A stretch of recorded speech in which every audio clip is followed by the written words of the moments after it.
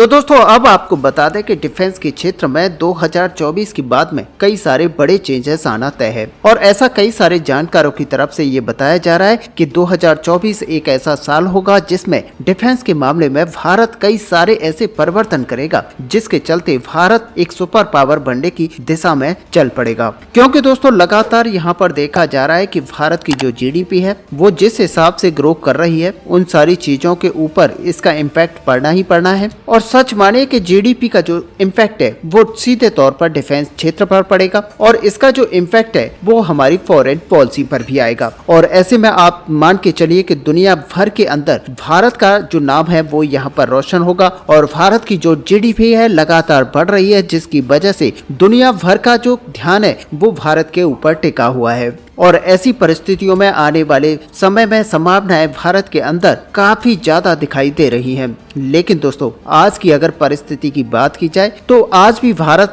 काफी अच्छे स्तर पर आ चुका है और एविएशन के क्षेत्र में भारत ने काफी ज्यादा विकास कर लिया है। दरअसल दोस्तों आज से 5 साल पीछे चला जाए तो हमें वहां पर देखने को मिलता है कि भारत के पास ज्यादा हथियार नहीं थे, ज्यादा चीजें नहीं थी और ज्यादा कंपनियां नहीं थी जो कि यहाँ पर डिफेंस के क्षेत्र में हथियारों वगैरह को मैन्युफैक्चर किया करती थी। लेकिन दोस्तों पिछले 5 साल में जिस तरीके से यहाँ पर विकास हुआ है उस तरीके से देखने को मिलता है कि आज भारत छोटी से छोटी चीज को भी बना रहा है। और ऐसे में दोस्तों आपको बता दें कि कई सारे फाइटर जेट के कलपुर्जे हैं जो कि भारत अपने दम पर बनाता है। और दोस्तों आप सोचिए कि पूरा इकोसिस्टम अभी भारत के पास मौजूद नहीं है जिसके चलते भी भारत एक ऐसे फाइटर जेट को बनाकर यहाँ पर तैयार कर लेता है जो कि भारतीय वायुसेना में ऐड होने के लिए बिल्कुल तैयार है। लेकिन दोस्तों आपको बता दें कि बहुत ही कम लोग ये जानते हैं कि आज हम लोग पूरी कैपेबिलिटी के साथ अगर तेजस फाइटर जेट की मैन्युफैक्चरिंग भारत के अंदर करें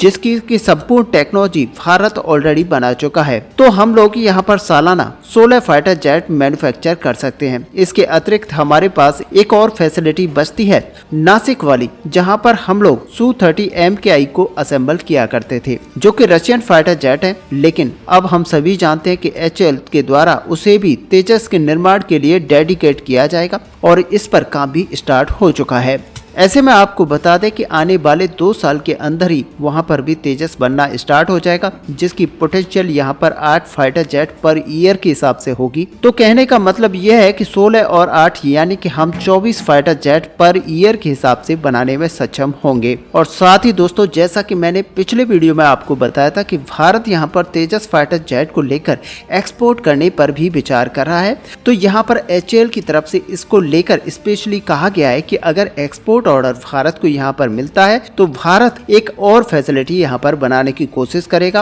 और इसी के चलते भारत से एक्सपोर्ट यहाँ पर किया जाएगा। और सच मानिए कि इससे भारत के एयरफोर्स के लिए बनाए जाने वाले तेजस MK-1A की कैपेबिलिटी पर किसी भी तरह का कोई इम्पैक्ट नहीं आएगा क्योंकि ये जो फैसिलिटी नई होगी वो पूरी तरह से डेडिकेटेड होगी एक्सपोर्ट के लिए जिसमें केवल एक्सपोर्ट वेरिएंट बनाए जाएंगे। और ऐसे में दोस्तों आपने दुनिया भर की एविएशन कंपनीज को देखा होगा कि उनके पास जितने ऑर्डर्स होते हैं उसी हिसाब से उनकी पर ईयर के हिसाब से जो फाइटर जेट को मैन्युफैक्चर करने की दर है वो रहा करती है। और जैसे जैसे ऑर्डर्स यहाँ पर मिलते जाते हैं उसी हिसाब से वो लोग भी अपनी फैसिलिटी के अंदर कैपेबिलिटीज को बढ़ाते जाते हैं जिससे कि हर साल उन फाइटर जेट्स की संख्या ज्यादा मैन्युफैक्चर होती है। ऐसे में दोस्तों यहाँ पर अगर HAL की बात की जाए तो पहले HAL को यहाँ पर 40 का ऑर्डर मिला था। उसके बाद में काफी समय के बाद में 83 तेजस मार्क 1A का ऑर्डर यहाँ पर दिया गया था। और कहने का मतलब यह है कि इतने कम ऑर्डर के ऊपर भारत यहाँ पर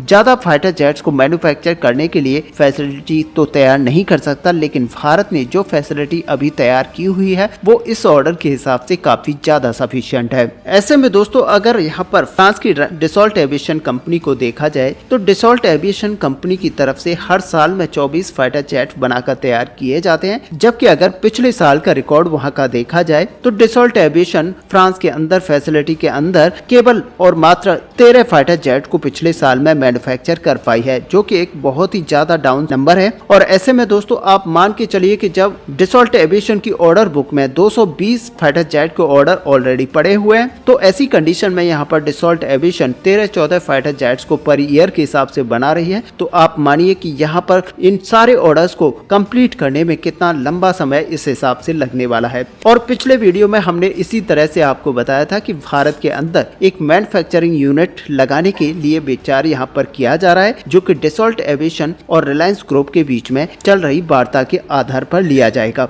और दोस्तों आपको बता दें कि ये दोनों कंपनियां अभी भी डसॉल्ट एविएशन के लिए पार्ट्स को बनाकर तैयार करती हैं, जो कि भारत के अंदर नागपुर के अंदर इनकी फैसिलिटी में बनाए जाते हैं। लेकिन दोस्तों सबसे बड़ी परेशानी जो भारत के पास है वो यहाँ पर है इंजन को लेकर, जहाँ पर जी कंपनी जो कि अमेरिका की कंपनी है जिसके साथ भारत की डील चल रही है और भारत के लिए यही कंपनी इंजन को मुहैया कराती है, जो कि हमारे तेजस MK1A फाइटर जेट के अंदर यूज किए जाते हैं। तो इसका अब कहना है कि ये कंपनी सालाना हमें मात्र 20 यानी कि 20 फाइटर जेट इंजन दे पाएगी। और ऐसे में यहाँ पर यह भी इनकी तरफ से बताया जा रहा है कि क्योंकि भारत यहाँ पर अपने तेजस MK1A फाइटर जेट के लिए इंजन को ले रहा है तो ज्यादा इंजन इनकी तरफ से डेवलप नहीं किए जाएंगे और मात्र 20 फाइटर जेट इंजन ही हर साल दिए जाएंगे। अब दोस्तों यहाँ पर सबसे बड़ी परेशानी भारत के लिए ये खड़ी होती है कि भारत अगर अपनी फैसिलिटीज को बनाता है और यहाँ पर मैन्युफैक्चरिंग यूनिट को बढ़ा भी लेता है, तब भी भारत 20 से ज्यादा फाइटर जेट्स को यहाँ पर बनाकर तैयार नहीं कर पाएगा, क्योंकि भारत के पास इंजन उतनी ही संख्या में रहेंगे। अब दोस्तों अगर कुल मिलाकर देखा जाए कि राफेल फाइटर जेट की जो डसॉल्ट एविएशन कंपनी है जो राफेल फाइटर जेट को बनाती है वो मात्र 20 फाइटर जेट को हर साल में बनाकर तैयार कर रही है। उसकी टोटल जो कैपेसिटी है वो 24 फाइटर जेट बनाने की है, जबकि तेजस फाइटर जेट है वो भारत में बनाया जा रहा है, उसकी भी जो कैपेसिटी है वो 16 फाइटर जेट्स की है। तो यहाँ पर बहुत ज्यादा गैप नहीं रह जाता और जब हमारी नासिक वाली ये फैसिलिटी स्टार्ट हो जाएगी तो उसके अंदर भी तेजस फाइटर जेट को मैन्युफैक्चर किया जाएगा और तब यहाँ पर सच मानिए कि 20 की संख्या में हम अपने फाइटर जेट्स को यहाँ पर बनाकर तैयार कर रहे होंगे, जिनको कि भारतीय वायुसेना में इंडक्ट कराया जाएगा।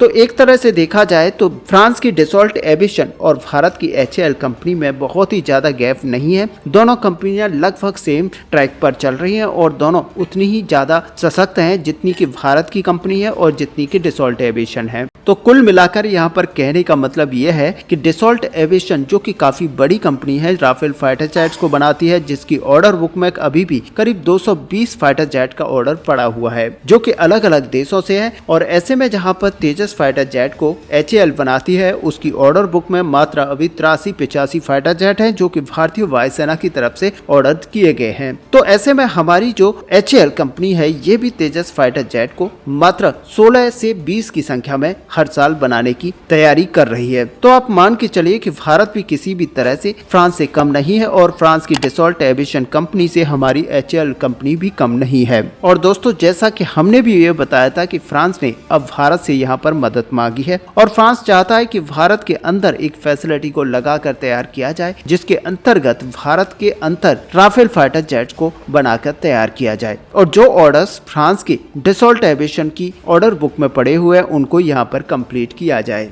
और दोस्तों यहाँ पर अपडेट निकल कर आ रहा है हमारे दुर्गा प्रोग्राम को लेकर, जहाँ पर आपको बता दें कि अमेरिका की तरफ से भारत के दुर्गा प्रोग्राम को लेकर कुछ अपडेट्स निकल कर आए हैं। और बता दें कि अमेरिकी रिपोर्ट्स की तरफ से यहाँ पर बताया जा रहा है कि भारत आने वाले साल के अंदर दुर्गा नाम के लेजर हथियार का परीक्षण करने जा रहा है। हालांकि अभी तक खुद भारत ने इस तरह के किसी भी परीक्षण को लेकर कोई भी खुलासा नहीं किया है, लेकिन दोस्तों अगर अमेरिका की माने तो यहाँ पर DRDO की तरफ से 2023 के अंदर इस दुर्गा 2 नाम के हथियार को टेस्ट किया जाना था, लेकिन अब यहाँ पर बताया जा रहा है कि 2024 के अंतर्गत इस दुर्गा नाम के हथियार का परीक्षण किया जाएगा। दरअसल दोस्तों अमेरिका की डिफेंस मीडिया ने 2021 में यह दावा किया था कि भारत के laser science and technology centre में भविष्य के बहुत ही जटिल टेक्नोलॉजी के लेजर हथियारों के विकास पर काम किया जा रहा है और इस लेजर हथियार के विकास के लिए 8,000 करोड़ से ज्यादा का